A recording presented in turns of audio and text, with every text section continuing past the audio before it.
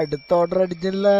ഇതും 10 രൂപയുടെ order അടിക്കാനാണ് chance. 14 രൂപ ഇട്ടിട്ടുണ്ട് ഗൈസ്. കുഴപ്പമില്ല, 2 ഓർഡറും റെഡി ആയിട്ടുണ്ട്. സോ 2-ന് നമുക്ക് പിക്കപ്പ് കൊടുക്കണം. 3155 9947.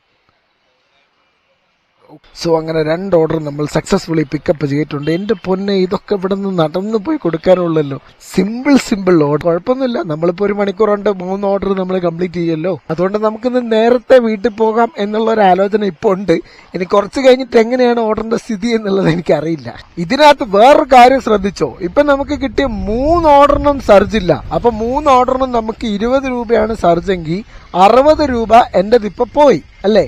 എന്റേതിപ്പം മിസ്സിംഗ് ആയി. ഇനിയിപ്പോ അവര് എനിക്ക് മെസ്സേജ് അയക്കും, നിങ്ങളുടെ സർച്ച് മിസ്സിംഗ് ആയിട്ടുണ്ട് എന്ന് പറഞ്ഞിട്ട് ഞങ്ങൾക്ക് അറിയാൻ സാധിച്ചിട്ടുണ്ട്, അപ്പോൾ അത് മാനുവലി ആഡ് ആവും എന്ന് പറഞ്ഞിട്ട് മെസ്സേജ് തരും. ഒലക്ക. ഇവരാരും തരൂല. എന്റെ 50 രൂപ ഇവന്മാരെ കൊണ്ടുപോയിട്ട് കഴിഞ്ഞ ഓണത്തിന് കൊണ്ടുപോയി കളഞ്ഞതാണ്. ഉടായിപ്പ് കളിക്കാൻ സ്വിഗ്ഗിയെ കഴിച്ചിട്ടുള്ളൂ ബാക്കി. ഇങ്ങനെ ആർക്കെങ്കിലും അനുഭവം ഉണ്ടായിട്ടുണ്ടെങ്കിൽ സ്വിഗ്ഗി റൈഡേഴ്സ് ആരെങ്കിലും ഇതിനകത്തൊന്ന് കമന്റ് ചെയ്തേക്കണേ. അത് മാനുവലി ആഡ് ആയിട്ടുണ്ടോ എന്നുള്ള കാര്യം കൂടെ ഒന്ന് കമന്റ് ചെയ്താൽ നന്നായിരിക്കും.